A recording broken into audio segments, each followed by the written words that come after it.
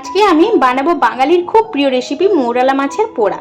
মৌরলা মাছের পোড়া বানানোর জন্য সবার প্রথমে আমি নিচ্ছি 100 গ্রাম মৌরলা মাছ, 3টে পেঁয়াজ কোচানো আর 3টে কাঁচা লঙ্কা কোচানো, একটা আলু সরু সরু করে কেটে নিয়েছি। তার উপর দিয়ে দিচ্ছি 2 চা চামচ সাদা সর্ষে বাটা, 2 চামচ হলুদ গুঁড়ো, 1 চামচ লবণ দিয়ে ভালো করে মেখে নিচ্ছি।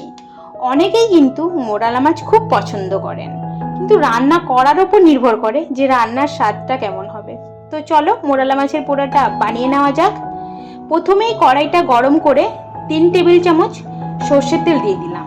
সর্ষের তেলটা গরম হয়ে এলেই দিয়ে দিচ্ছি মেখে রাখা মৌরলা মাছটা। এরপর ভালো করে নাড়াচাড়া করে নিয়ে 5 থেকে 6 মিনিটের জন্য ঢেকে দিচ্ছি। ঢাকাটা খুলে ভালো করে নাড়াচাড়া করে গ্যাসের ফ্লেমটাকে হাইতে রেখেছি। এরপর দেখতেই পাচ্ছেন জলটা শুকিয়ে গেছে, আলুগুলোও সেদ্ধ হয়ে এসছে, একটু পোড়া পোড়া ভাবও এসেছে। এবার নামিয়ে নিব। তো তৈরি হয়ে গেল আমাদের অল্প সময়ে মৌরলা মাছের পোড়া। আপনারাও একবার বাড়িতে ট্রাই করে দেখবেন, গরম গরম ভাতের সাথে খেতে কিন্তু দারুণ লাগে। টাটা।